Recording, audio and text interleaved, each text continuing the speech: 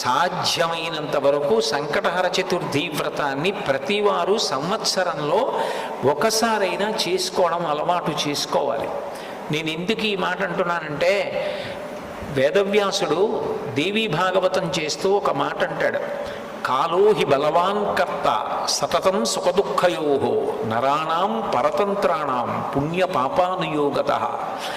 భగవంతుడు మనకొక సుఖాన్ని ఇస్తే మన పుణ్యాన్ని అడ్డుపెట్టిస్తాడు, మనకి దుఃఖాన్ని ఇస్తే మనం చేసిన పాపాన్ని అడ్డుపెట్టిస్తాడు.